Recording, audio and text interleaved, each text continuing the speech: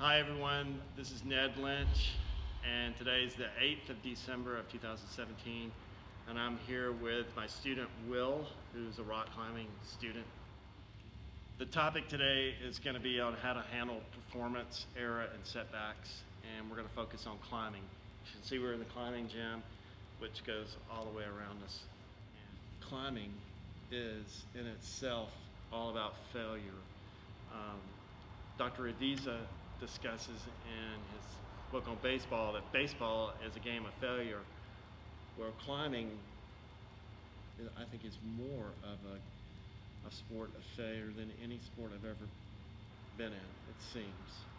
Sure. There's always some adversity and setback, and you have to figure out how to keep going. So that's what we'll be talking today, and I'm going to be taking some things from my past that I use to keep myself alive in combat and try to translate that into a routine that we can use in rock climbing.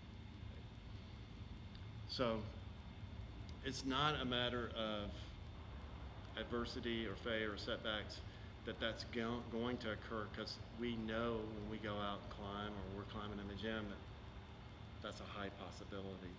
Right. Absolutely. And it's a reality, so we have to take responsibility for that reality and have a plan of action. Sure. So adaptive sports are sports for people who have a disability, and a lot of these people who have these major setbacks, I don't even know if you can really call it a setback, because many times they come back stronger than they were, and they look back and go, there's opportunity and adversity, and people who have lost limbs can either go two paths. One, they can just go down the valley and now they're depressed for the rest of their lives and they don't do anything, and then there's the people who actually continue on. So that adversity is actually a stepping stone and the process of gaining strength. And so these people end up doing even bigger and better things because of that. Absolutely. And I mean, that's some of the great motivation. A mentor to me, and the person that actually got me interested in rock climbing in the first place, in this gym, Timothy Burt, was an amputee, lost his right leg, and climbed with a prosthetic. Really? Mm-hmm. Climbed with a prosthetic, still climbs with a prosthetic till this day, in this very gym that we're in right now. And probably my first year of climbing, he was a lot better than me. I mean, granted, this is an older gentleman too, late 50s, you know. I was 17, 18. It took me a year to catch up to him. Had, 40 years on me and a prosthetic leg, and, he was climbing 510B, 510C. Really? A day. No challenges that can't be overcome, at least. So. Right, man, that's an inspiring story. I got to remember that. So the overview today, we'll talk about just some self-awareness things that can help us stay in the moment, so that we are aware of when we need to counteract and use a routine to try to get back centered and back in the moment, so that we can continue on and not let that setback or adversity affect the rest of the climb or the day or whatever. And so I have this mental recovery plan that I'll intertwine in with that acronym that I taught you last time called GRIT. And so we'll discuss that a little bit more detail. And then, so with that, let's get right into self-awareness. There's hundreds of ways to be self-aware of yourself. And so you have to figure out what works for you best. And if you don't have any tools, then you take one that someone has and then you modify it and you test it out and then you see how it works. I like to think of self-awareness as an element of situational awareness.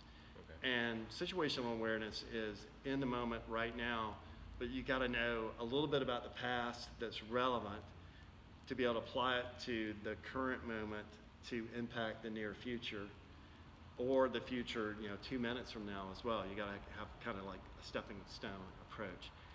And so if you're totally channelized in the moment without any knowledge of the past or the future with your plan and how to anticipate modifying that plan, then you're channelized in the moment and that basically strangles you, and basically there's no action is the way I see it.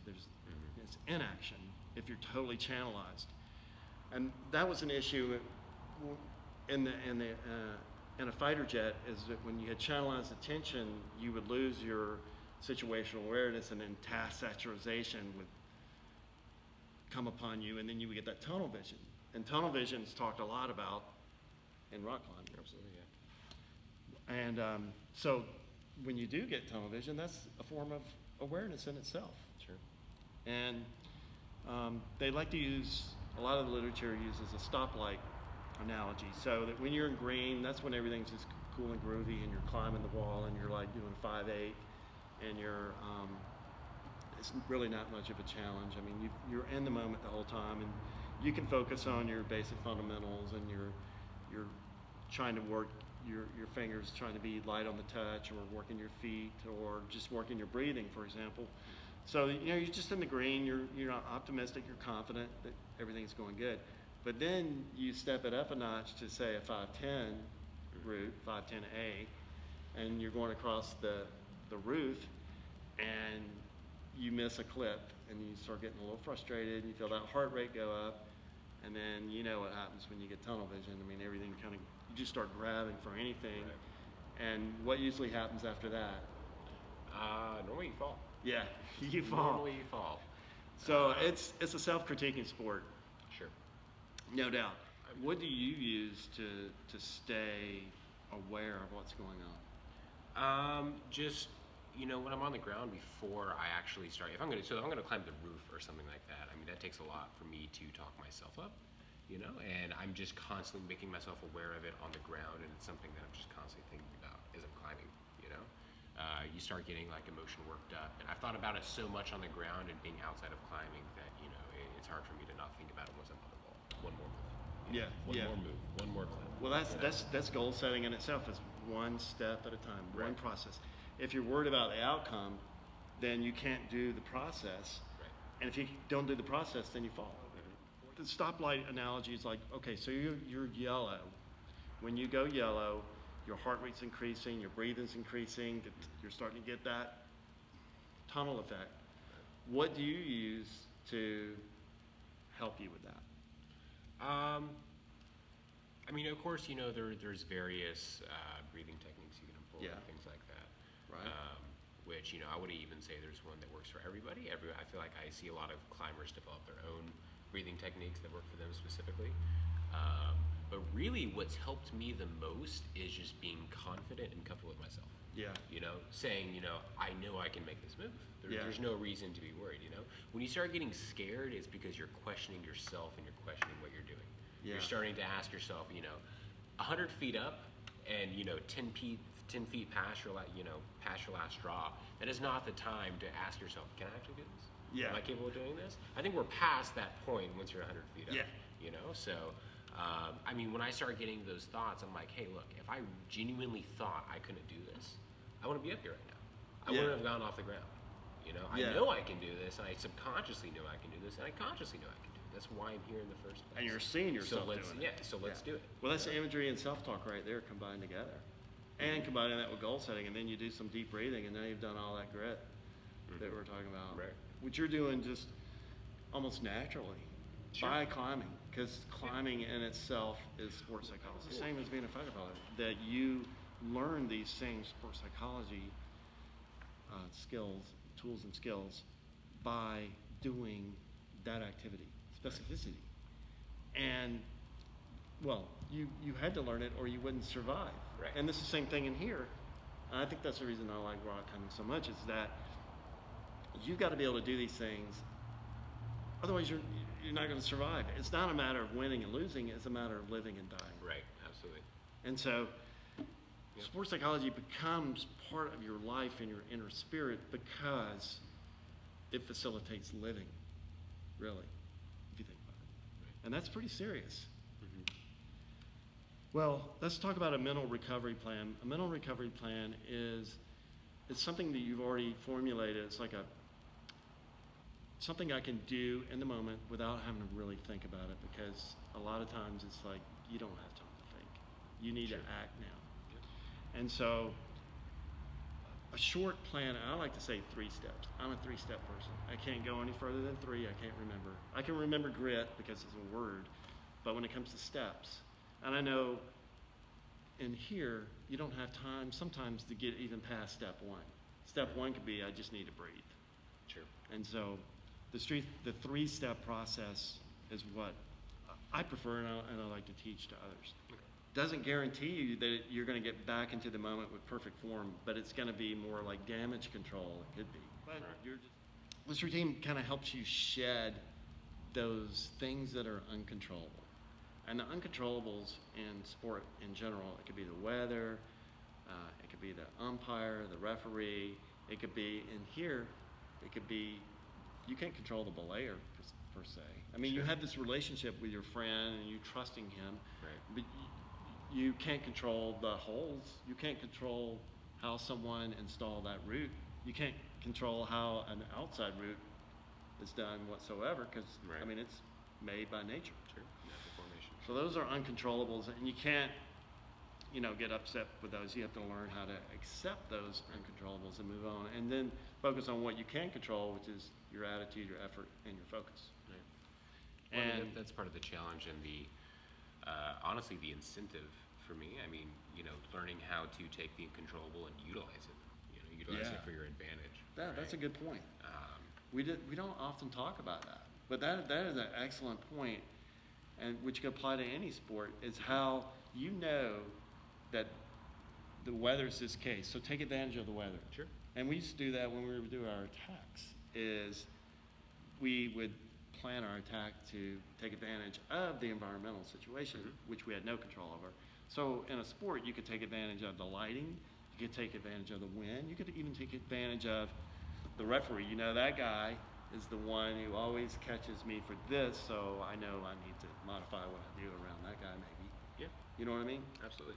Um, Yeah. I mean, even if you have an aspect, an uncontrollable that is predominantly negative, I mean, there's still something positive to gain from anything, any aspect, Yeah. So, I mean, find it. That's true. Utilize it. That's true. Okay, so the first step, the 3-step process is basically recognize. One, you got to be aware.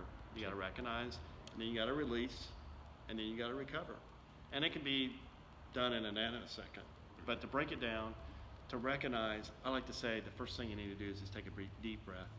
Anytime that you are aware that something possibly is not going my way, I need to refocus on breathing, and that could be all that it took. That could be the oxygen you needed to get that brain back. And a physical trigger, which would be that, but you could also have a cue word to breathe. That could be your cue word. Or it could be climb. It could be whatever word you want it to be in your mind. And you could tell that to your belayer too. Hey, I need you to tell me this word. If you start seeing me grabbing for things and you know that I look like I'm pumped, then say, breathe. Ned, breathe, or Will, breathe. So oxygen, I mean, it calms the mind and it energizes the muscles and it gets everything back into center. I mean, your body needs oxygen at all times. You can go for a week without food or even longer. You can go for several days without water. You can only go a few minutes without breathing. So it shows you how important it is. The middle or the second step is release. And this is where you can intertwine in a variety of the items that we talked about a while ago with grit. You can refocus on the task and versus yourself and the process. And the process is just one step at a time or one move at a time. I need to make it to this hole.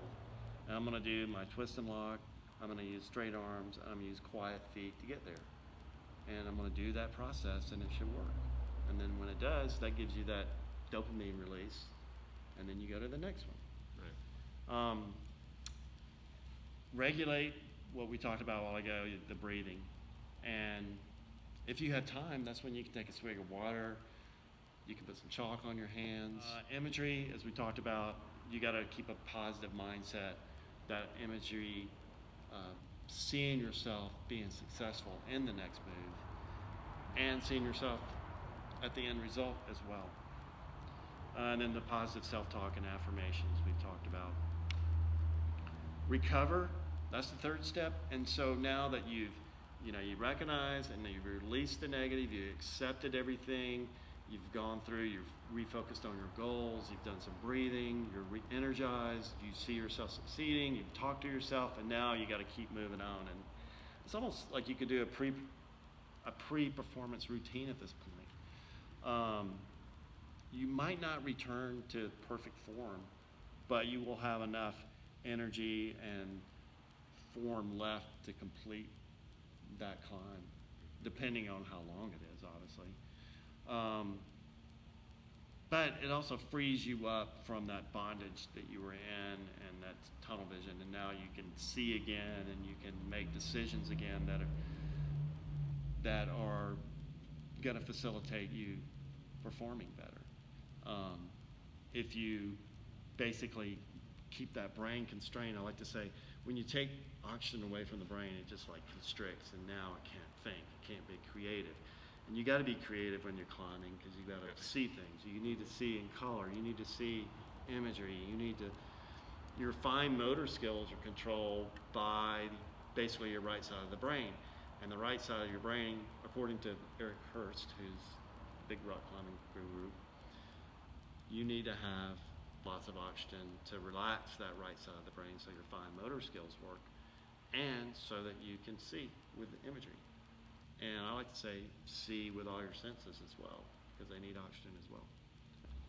Talking about trusting your preparation, which I think is important. You were talking earlier about you were confident in your preparation, Right. which could be just your training, that your hands are strong, your arms strong, you know that you've been building up to get to that point where you could go and climb that specific route. So you've studied the route, you've done everything. You've actually looked at all the possible obstacles that could occur, and you've watched other people climb that same route. So you've got all these things in your brain, and that is one of the keys, is trusting that preparation, because if you don't have that preparation, now you're not going to have that confidence. And so now when you make one little small mistake, now your confidence is out the door. Now you get that anxiety, you're pumped, and even the oxygen at that point might not even help you. Then any kind of fear, because I know when I've been outside, and you've been outside a lot more than me, but when you're 100 feet up and you look back and then you look down into a valley and you're 6,000 feet up in like Arizona, you got to do a lot of deep breathing. Oh, yeah. And so, you know what, I'm trusting this rope, and you hear that ding, you hear the sound of the rope, and you're like, is that normal? Well, you know what? It doesn't matter if it's normal or not. It's what it is right now. Yeah, and absolutely. so I did a bunch of deep breathing, and I was lowered at that point. I'd already gone to the top. Yeah. I'm having a deep breathe right now, only even thinking about it. Right. I try to incorporate as much acceptance as I can of the situation without becoming stupid and making poor decisions. And what I mean by that is, you get up there and you've loaded a draw, a carabiner, a bolt on the wall, and you're 200 feet up, and you start having thoughts like, what if this rope breaks? What if this draw breaks? What if it breaks? You're gonna fall, and you're probably gonna die. Get over it. I mean, Yeah. like you've already put yourself in the situation. There's absolutely no benefit to getting worked up about something like that. You're right. So I mean, obviously, when I say acceptance, I mean don't accept anything. Like, oh, might as well. I mean, obviously you're gonna get hurt with that kind of mentality. But there is a certain level of, I can't care about this right now. This is not my main priority. And just accept, what's out of your control and work with it. So. That's the same thing you're going to get one day when you learn how to fly, is when you take off on that first solo, you're like, I'm airborne. I have to get myself back on the ground. And you're confident that you can do that. Right. Well, you have that thought like, I'm in it now. I'm in it now. Yeah. The price of admission, I think, is, I like that term, because when you come in here and start climbing, you have to accept risk. It's the price of admission, risk. Mm-hmm. If you don't, then you don't need to be doing this sport. Yep. And I mean, we make sound risk management decisions, but we also can't just reduce all the risk. Sure. And there's adventure in risk as well. And I mean, that is adventure in itself. If there was no risk, then it wouldn't be adventure. So just coming to a gym is adventure, but if you're going to go do bench press, there's no adventure in that. Nope. This is full body workout and adventure at the same time. Don't think of it being possible, think of it being probable. Because we can go, yeah, well, everything is possible. True. That's kind of an overstated phrase. Well, Sure. it's possible. But probable means that you're confident that you can actually do that route. So that failure, every time you fail, you learn, okay, I don't need to do that next. I need to do something else. So you come back with a different plan of action to work yourself around that failure. That is discussed here is productive self-talk that facilitates you to continue on. I mean, you can do affirmations and whatever works for you, but it has to be productive. And then process-oriented imagery is based on that next step versus going too far into the future, because then you're missing out on the process at that point. Summarize. So you want to verbalize the process and the outcome goal before you start climbing, and then use positive self-talk as you verbalize that, and then visualize with all your senses conducting that exact process each time and successively attaining that outcome at the very end. And then see yourself there, and then use deep breathing and return to the moment to be present and ready. So I appreciate your time, Absolutely, Will. yeah. It's always a pleasure. I look forward to climbing with you more often, definitely.